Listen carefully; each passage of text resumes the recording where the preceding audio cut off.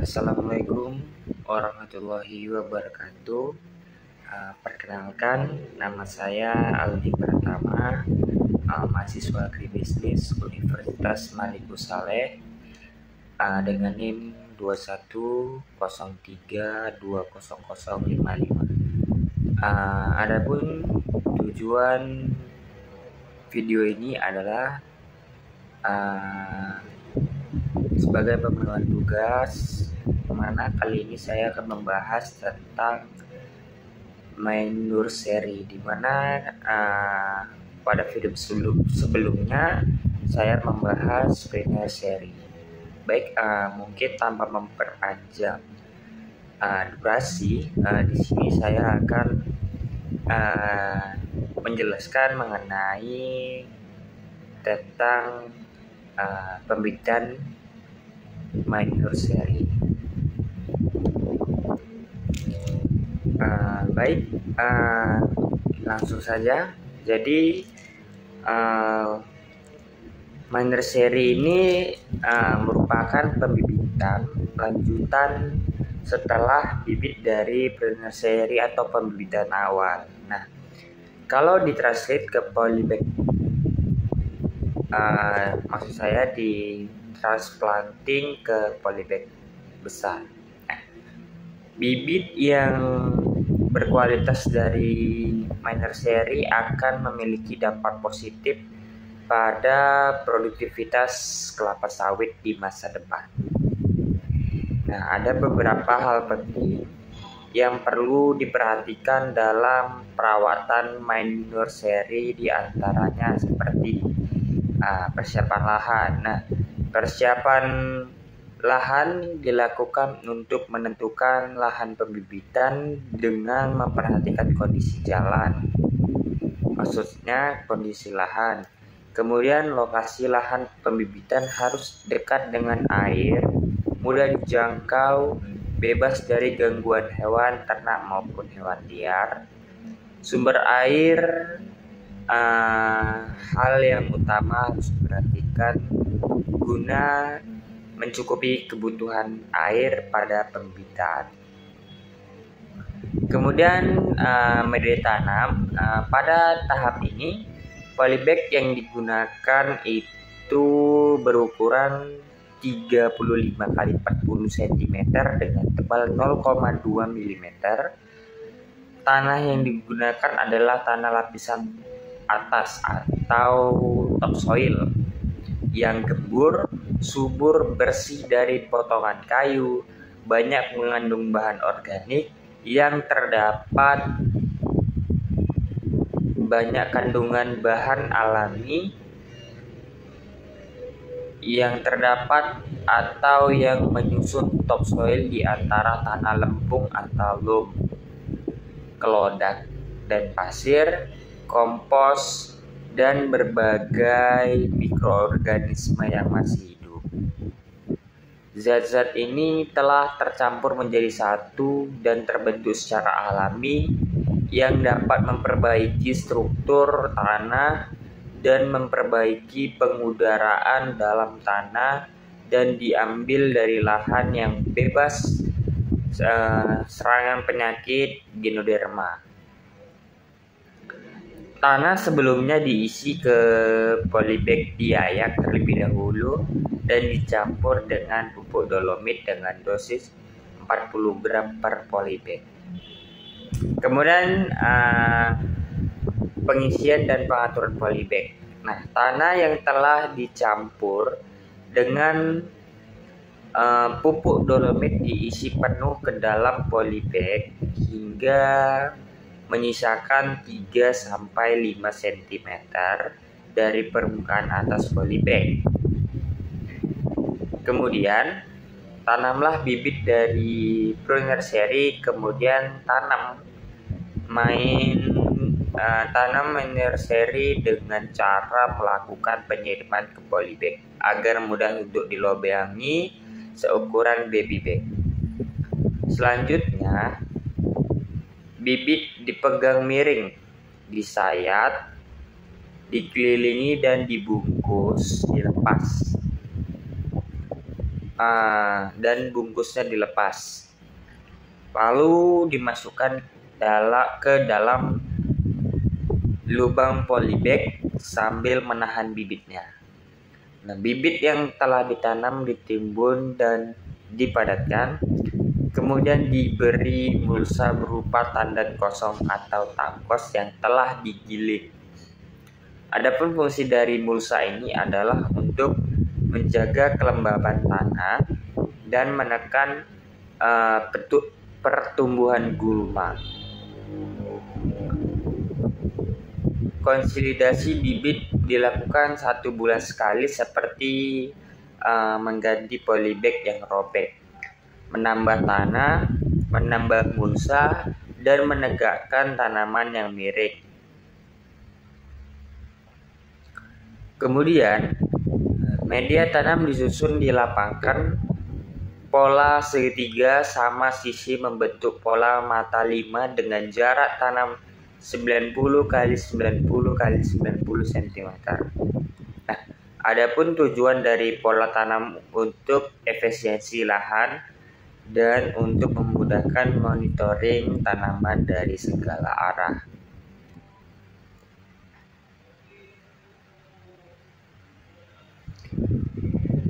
Kemudian terdapat pengendalian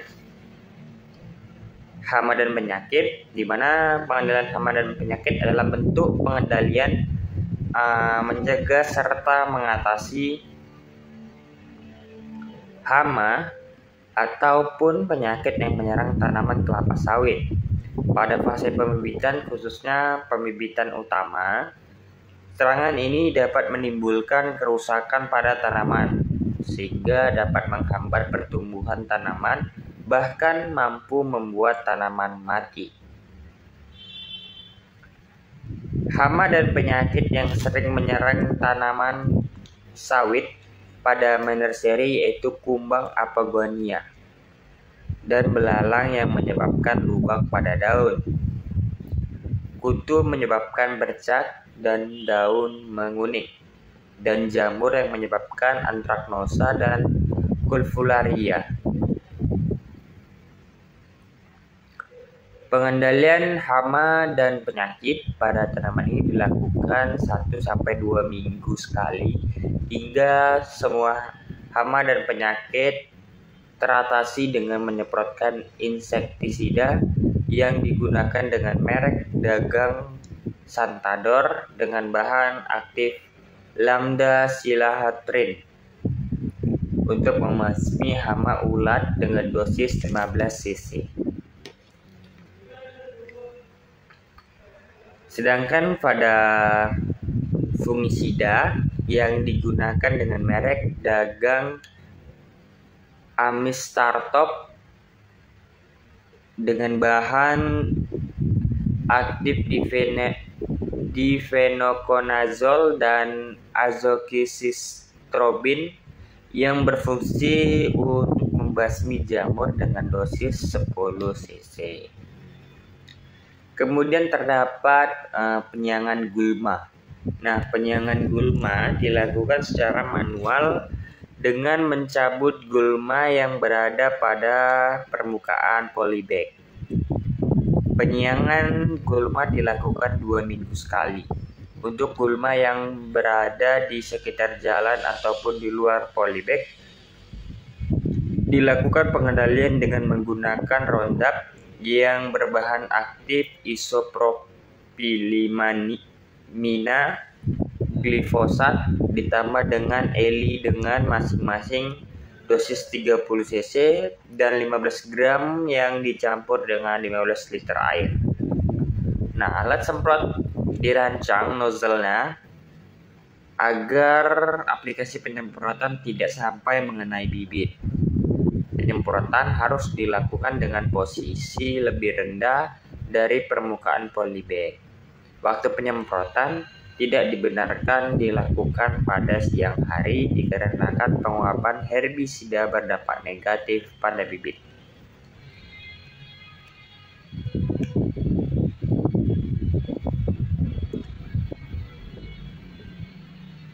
Kemudian ada tahap pemupukan. Nah, Tanaman kelapa sawit memerlukan nutrisi agar dapat memberikan hasil produksi yang maksimal. Nah, nutrisi yang diserap oleh tanaman berasal dari unsur hara tanah atau pupuk yang menjadi makanan utama bagi tanaman kelapa sawit. Pemupukannya sama dengan tanaman lainnya, setidaknya membutuhkan 4 unsur hara seperti nitrogen, kemudian fosfor, kalium, magnesium, atau sering kita dengar dengan NPK-CMG. Nah, pupuk ditaburkan merata dalam lingkaran sekelilingan bibit sekitar 5 cm dari pangkal bibit. Pemberiannya disesuaikan dengan kebutuhan nutrisi pada setiap fase pertumbuhan.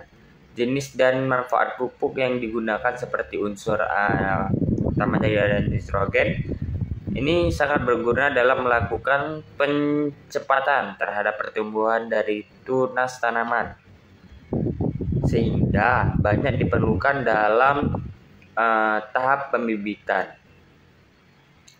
Pertumbuhan daun yang menjadi dalam fase vegetatif juga membutuhkan asupan unsur hara yang satu ini. Pertumbuhan dari kelapa sawit bisa terhambat jika kekurangan unsur penting ini. Ada berbagai ciri-ciri tanaman sawit yang kekurangan unsur nitrogen, yaitu daun jadi berwarna hijau pucat dan kekuningan, bahkan bisa sampai menggulung hingga mati. Tulang daun dan pelepah berubah warna menjadi kuning cerah, tumbuh gulma di sekitar tanaman sawit, serta tanaman menjadi kerdil. Jika sudah ada tanda-tanda tersebut, maka pemberian unsur nitrogen perlu diperhatikan. Contoh jenis pupuk yang mengandung unsur nitrogen yaitu pupuk urea, ZA, serta NPK. Kemudian ada unsur fosfor. Nah, di fosfor ini dapat menjadi salah satu penentu dari kuantitas dan kualitas buah nantinya. Nah, selain itu, unsur ini juga berperan untuk membantu meningkatkan konduktansi dari stomata serta biosintesis, fotosintesis di bagian daun secara umum, sehingga dapat merangsang asimilasi dari karbon yang bersih. Nah, tanda-tanda dari kekurangan unsur fosfor ini yaitu munculnya bintik kuning di bagian daun. Nah, biasanya terus menyebar hingga jadi menyatu. Bahkan ini bisa membuat seluruh bagiannya menjadi berwarna orange. Tanda selanjutnya yaitu munculnya garis berwarna putih yang terbentang lurus pada kedua sisi tulang di bagian tengah daun. Untuk mencegah terjadinya dampak yang lebih parah bagi tanaman, maka pemberian unsur kalium penting untuk menjadi perhatian pada tahap pertumbuhan vegetatif. Kalium umumnya diberikan pada tanaman dalam bentuk KCl. Nah, karena sudah menyinggung sedikit tentang kalium, kali ini saya juga akan membahas kalium. Nah, kalium ini merupakan unsur hara yang sangat penting untuk tanaman. Terhadap fungsi utamanya adalah untuk meningkatkan resistensi tanaman terhadap kekeringan, racun, dan hama serta meningkatkan kualitas buah. Unsur kalium juga mengatur fungsi stomata pada daun dan berperan penting dalam menyerap fotosintesis, aktivitas enzim, dan sintesis minyak. Kekurangan unsur ini menyebabkan daun seperti terbakar dan akhirnya gugur. Kemudian selanjutnya ada unsur magnesium seperti yang saya katakan tadi. Nah, unsur ini juga dibutuhkan oleh tanaman sawit dalam jumlah yang banyak, yaitu magnesium. Unsur hara yang satu ini menjadi sangat penting sebab dapat mendukung terbentuknya minyak dalam biji sawit, sehingga hal ini untuk menjadi perhatian khusus bagi produsen sawit. Selain itu, unsur magnesium juga diperlukan dalam bentuk dalam mendukung berjalannya proses fotosintesis pada tanaman. Jika kekurangan unsur ini, maka tanaman dapat memiliki ujung daun yang berwarna kekuningan ketika terkena paparan sinar matahari. Semakin lama, daun-daun tersebut bisa berubah menjadi warna coklat, bahkan bisa sampai kering. Pupuk sawit yang mengandung unsur magnesium antara lain yaitu glycerit dan dolamit. Nah, pemupukan di meniseri dilakukan pada umur 12 minggu dengan menggunakan pupuk urea dan NPK-NG. Cara aplikasi pemupukan pada tahapan ini yaitu dengan cara sebar di permukaan polybag, dosis dan waktu pemupukan. Mungkin sini sedikit saya paparkan di mana minggu setelah tanaman itu pada minggu 12 itu disebar dengan NPK-NG sebanyak 3 gram per polybag ya. Kemudian di minggu ke-13 itu sebanyak 3 gram, minggu 15 4 sampai dengan minggu 17-nya. Kemudian pada minggu 19 itu 7,5 gram sampai dengan di minggu 27 nanti. Nah, jadi dia ada minggu 17, 19, 21, 23, 15, 27 dan 29. Maksud saya 27 tadi 29 karena 29-nya udah berbeda ya. Jadi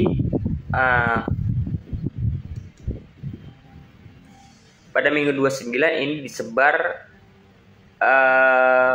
sebanyak 10 gram. Kemudian di minggu 31 10 gram juga. Kemudian minggu 33 itu 15 gram.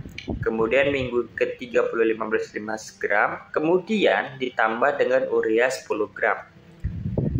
Kemudian pada tanggal minggu 37 dan minggu 39 itu 15 gram. Kemudian minggu 41 itu sebanyak 15 gram dan ditambahi dengan urea sebanyak 15 gram.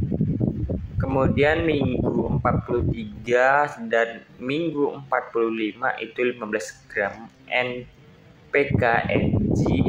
Kemudian minggu 47 itu 15 gram NPK-NG dan ditambah urea 20 gram. Kemudian di sini terdapat penyiraman di Mindorseri, di mana bibit Mindorseri setiap hari harus disiram sesuai dengan kebutuhan air dalam polybag yaitu 2 liter per hari. Nah, 1 liter polybag di pagi hari dan 1 liter polybag di sore hari, atau harus dalam keadaan kapasitas lapang. Dibuktikan dengan ketika disiram dia tidak menyerap air lagi. Penyiraman Mindorseri dilaksanakan pada pagi hari pukul 7 sampai pukul 8 pagi dan sore hari pukul 4 sampai dengan pukul 5 sore.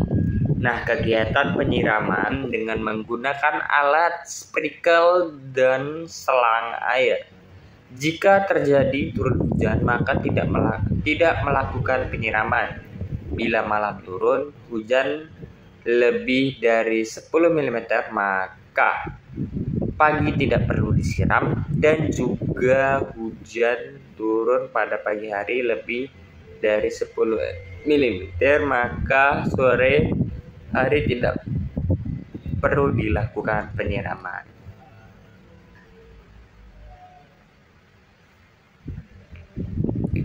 Nah, kemudian ada tahap seleksi. Nah, di mana seleksi ini bertujuan untuk mendapatkan bibit dengan kualitas baik untuk mencapai hasil produksi sesuai dengan target yang merencanakan dan menghindari terangkutnya bibit abnormal ke lapangan. Nah, seleksi dilakukan dengan 4 tahap. Tahap pertama itu tahap 1 umur 4 bulan, dilakukan seleksi bibit abnormal seperti bibit terlihat menunduk, kerdil, dan daun tidak membelah, biasanya ditemui pada tahap ini. Kemudian di tahap 2, di mana ini umur 6 bulan, bibit yang diseleksi seperti bercak daun pada bibit yang banyak ditemui pada tahap ini. Kemudian selanjutnya diseleksi tahap 3 atau umur 8 bulan maksudnya, bibit yang terkena bercak daun atau antraknosa dan daun tanpa pengeringan akan dipisahkan. Nah, kemudian pada tahap terakhir atau tahap 4, proses pemindahan ke lapangan atau transplanting. Nah, hasil bibit yang terkena penyakit akan dipindahkan ke karantina untuk dilakukan perawatan secara intensif.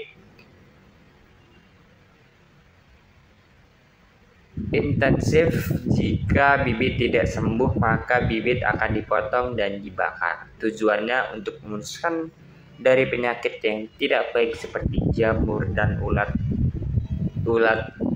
dan agar dia tidak menyebar ke bibit-bibit yang lain. Dan mungkin itu saja pemaparan dari saya tentang My Nursery.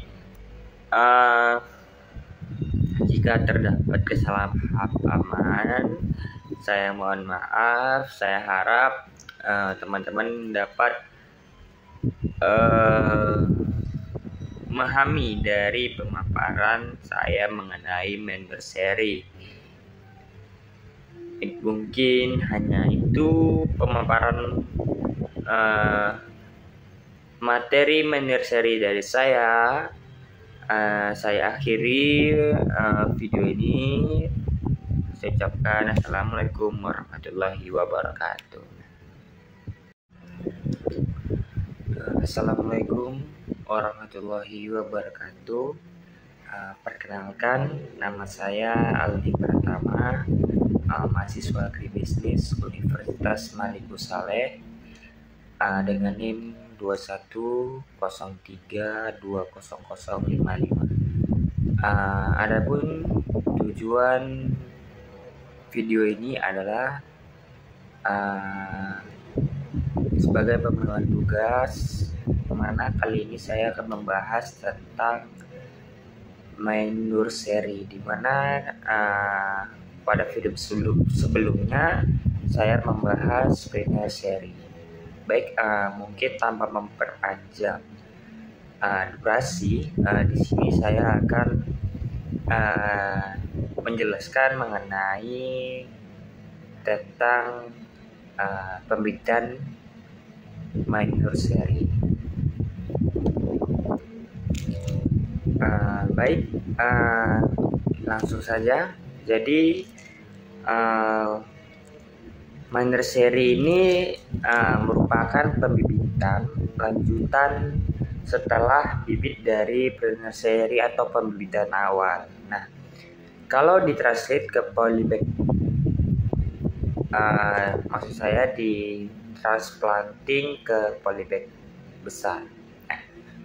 Bibit yang berkualitas dari My Nursery akan memiliki dampak positif pada produktivitas kelapa sawit di masa depan. Nah, ada beberapa hal penting yang perlu diperhatikan dalam perawatan My Nursery, di antaranya seperti persiapan lahan. Nah, persiapan lahan dilakukan untuk menentukan lahan pembibitan dengan memperhatikan kondisi jalan, maksudnya kondisi lahan. Kemudian lokasi lahan pembibitan harus dekat dengan air, mudah dijangkau, bebas dari gangguan hewan ternak maupun hewan liar. Sumber air, hal yang utama harus diperhatikan guna mencukupi kebutuhan air pada pembibitan. Kemudian media tanam, pada tahap ini polybag yang digunakan itu berukuran 35 x 40 cm dengan tebal 0,2 mm. Tanah yang digunakan adalah tanah lapisan atas atau topsoil yang gembur, subur, bersih dari potongan kayu, banyak mengandung bahan organik yang terdapat banyak kandungan bahan alami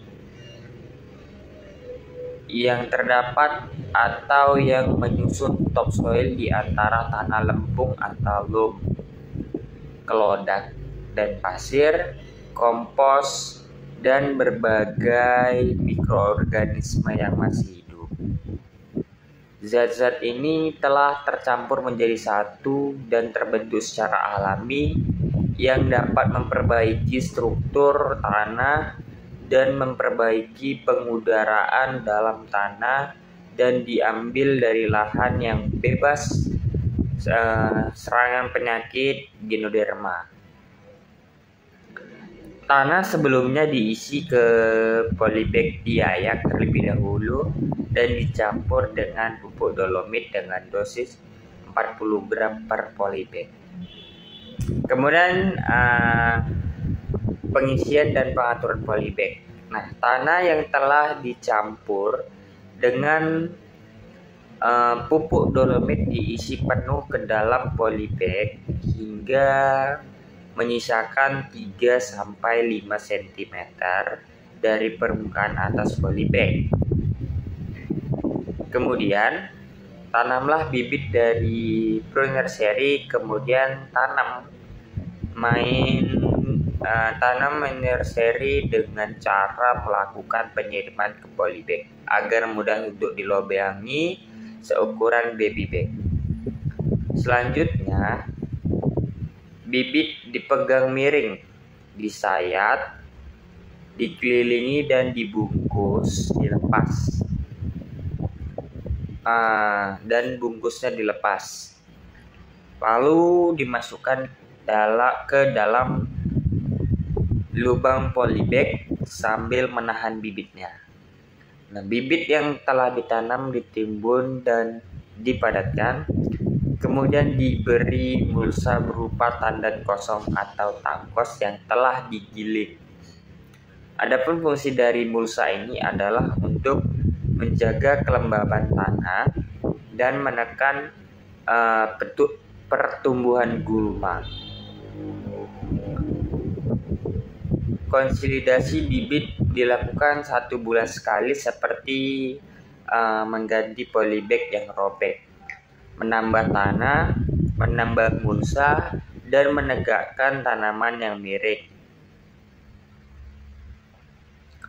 Kemudian, media tanam disusun dilapangkan pola segitiga sama sisi membentuk pola mata 5 dengan jarak tanam 90 x 90 x 90 cm. Nah, adapun tujuan dari pola tanam untuk efisiensi lahan dan untuk memudahkan monitoring tanaman dari segala arah.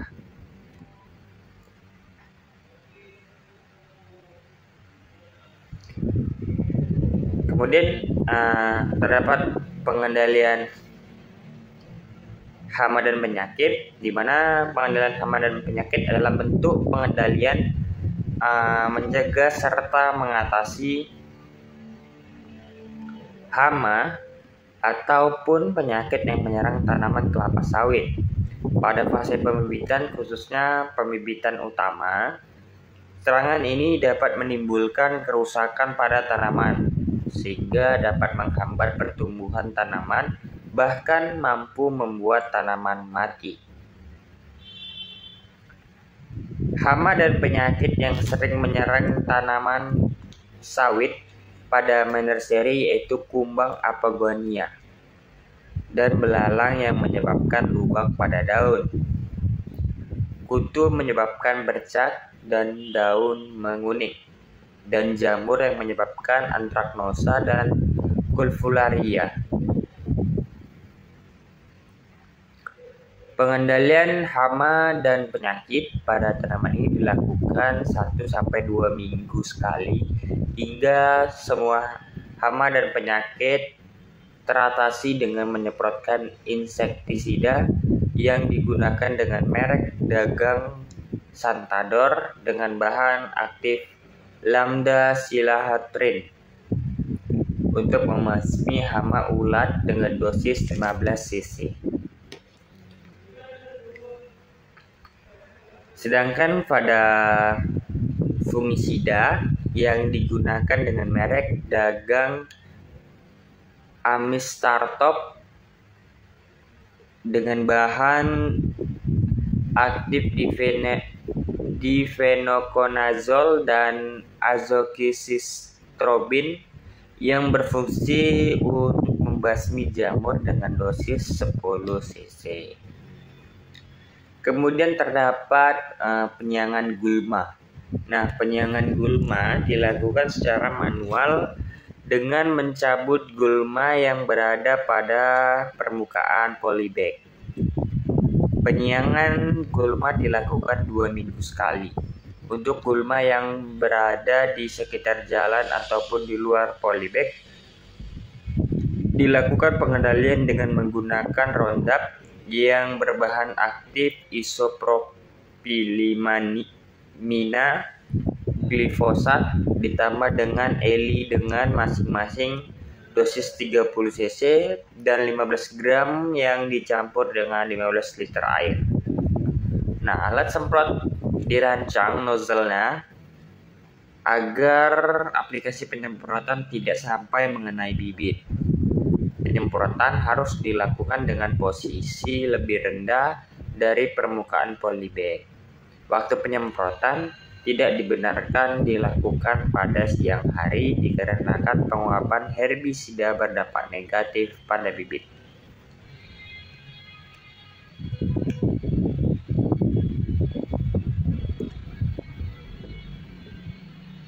Kemudian ada tahap pemupukan.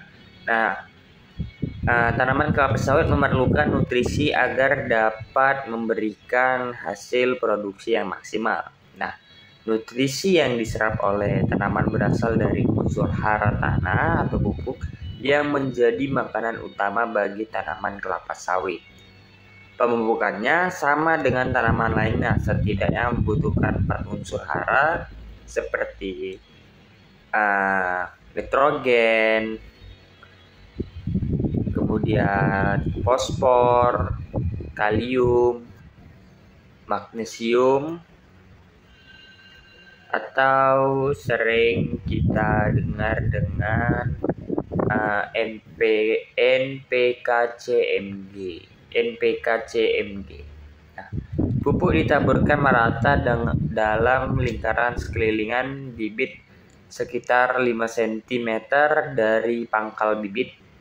Pemberiannya disesuaikan dengan kebutuhan nutrisi pada setiap fase pertumbuhan. Jenis dan manfaat pupuk yang digunakan seperti unsur utamanya ada nitrogen. Ini sangat berguna dalam melakukan pencepatan terhadap pertumbuhan dari tunas tanaman, sehingga banyak diperlukan dalam tahap pembibitan. Pertumbuhan daun yang menjadi dalam fase vegetatif juga membutuhkan asupan unsur hara yang satu ini. Pertumbuhan dari kelapa sawit bisa terhambat jika kekurangan unsur penting ini.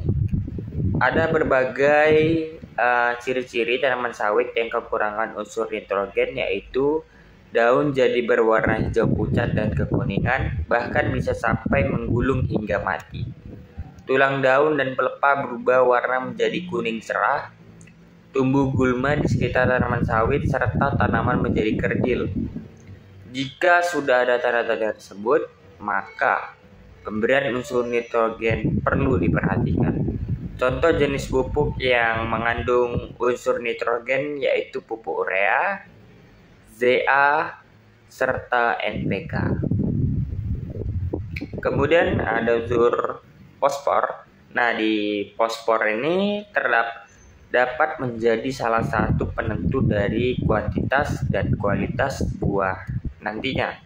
Nah, selain itu, unsur ini juga berperan untuk membantu meningkatkan konduktansi dari stomata serta biosintesis, fotosintesis di bagian daun secara umum, sehingga dapat merangsang asimilasi dari karbon yang bersih.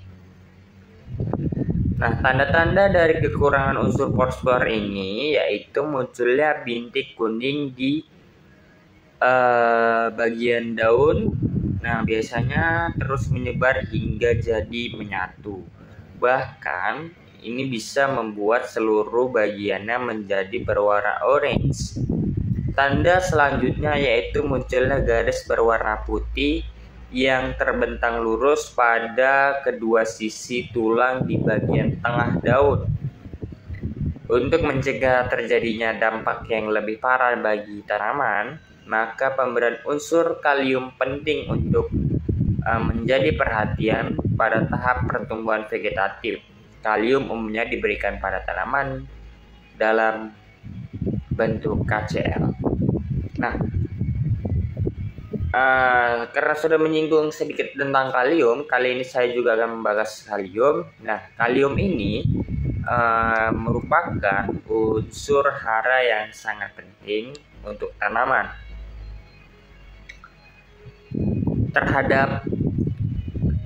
Fungsi utamanya adalah untuk meningkatkan resistensi tanaman terhadap kekeringan, racun, dan hama serta meningkatkan kualitas buah. Unsur kalium juga mengatur fungsi stomata pada daun dan berperan penting dalam menyerap fotosintesis, aktivitas enzim, dan sintesis minyak. Kekurangan unsur ini menyebabkan daun seperti terbakar dan akhirnya gugur. Kemudian selanjutnya ada unsur magnesium seperti yang saya katakan tadi.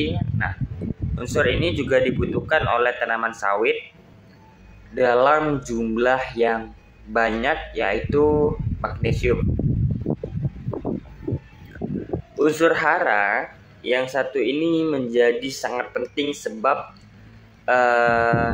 dapat mendukung terbentuknya minyak dalam biji sawit, sehingga hal ini untuk menjadi perhatian khusus bagi produsen sawit. Selain itu, unsur magnesium juga diperlukan dalam bentuk dalam mendukung berjalannya proses fotosintesis pada tanaman. Jika kekurangan unsur ini, maka tanaman dapat memiliki ujung daun yang berwarna kekuningan ketika terkena paparan sinar matahari. Semakin lama, daun-daun tersebut bisa berubah menjadi warna coklat, bahkan bisa sampai kering. Pupuk sawit yang mengandung unsur magnesium antara lain yaitu glycerit dan dolamit. Nah, pemupukan di menagerie dilakukan pada umur 12 minggu dengan menggunakan pupuk urea dan NPK-NJ. Cara aplikasi pemupukan pada tahapan ini yaitu dengan cara sebar di permukaan polybag, dosis dan waktu pemupukan. Mungkin sini sedikit saya paparkan di mana minggu setelah tanaman itu pada minggu 12 itu disebar dengan NPK-NJ sebanyak 3 gram per polybag ya. Kemudian di minggu ke-13 itu sebanyak 3 gram, minggu 15 4 sampai dengan minggu 17-nya. Kemudian pada minggu 19 itu 7,5 gram sampai dengan di minggu 27 nanti. Nah, jadi dia ada minggu 17, 19, 21, 23, 15, 27 dan 29. Maksud saya 27 tadi 29 karena 29-nya udah berbeda ya. Jadi pada minggu 29 ini disebar sebanyak 10 gram. Kemudian di minggu 31 10 gram juga. Kemudian minggu 33 itu 15 gram. Kemudian minggu ke-30 15 gram. Kemudian ditambah dengan urea 10 gram. Kemudian pada tanggal minggu 37 dan minggu 39 itu 15 gram. Kemudian minggu 41 itu sebanyak 15 gram dan ditambahi dengan urea sebanyak 15 gram. Kemudian minggu 43 dan minggu 45 itu 15 gram NPK Mg. Kemudian minggu 47 itu 15 gram NPK Mg dan ditambah urea 20 gram. Kemudian di sini terdapat penyiraman di Mindorsery, di mana bibit Mindorsery setiap hari harus disiram sesuai dengan kebutuhan air dalam polybag, yaitu 2 liter per hari. Nah, 1 liter polybag di pagi hari dan 1 liter polybag di sore hari, atau harus dalam keadaan kapasitas lapang. Dibuktikan dengan ketika disiram dia tidak menyerap air lagi. Penyiraman Mindorsery dilaksanakan pada pagi hari pukul 7 sampai pukul 8 pagi dan sore hari pukul 4 sampai dengan pukul 5 sore. Nah, kegiatan penyiraman dengan menggunakan alat sprinkle dan selang air. Jika terjadi turun hujan, maka tidak melakukan penyiraman. Bila malam turun hujan lebih dari 10 mm, maka pagi tidak perlu disiram, dan juga hujan turun pada pagi hari lebih dari 10 mm, maka sore hari tidak perlu dilakukan penyiraman.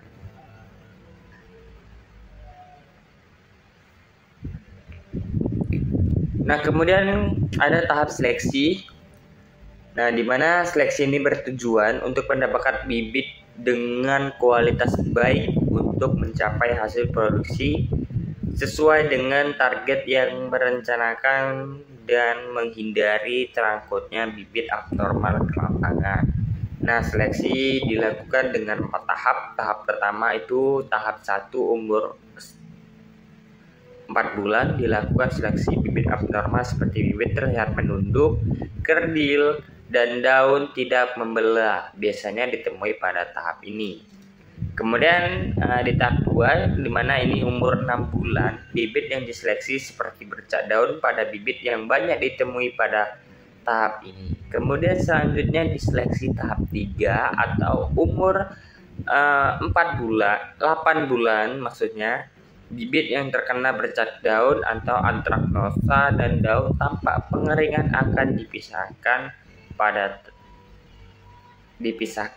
Nah, kemudian pada tahap terakhir atau tahap 4, proses pemindahan ke lapangan atau transplanting. Nah, hasil bibit yang terkena penyakit akan dipindahkan ke karantina untuk dilakukan perawatan secara intensif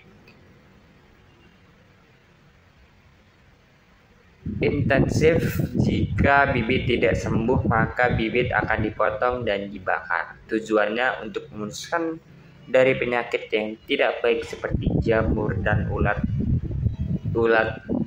dan agar dia tidak menyebar ke bibit-bibit yang lain. Dan mungkin itu saja pemaparan dari saya tentang My Nursery.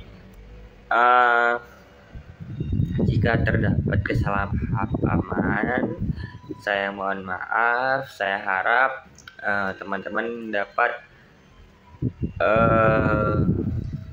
memahami dari pemaparan saya mengenai My Nursery. Mungkin hanya itu pemaparan materi My Nursery dari saya. Saya akhiri video ini. Saya ucapkan assalamualaikum warahmatullahi wabarakatuh.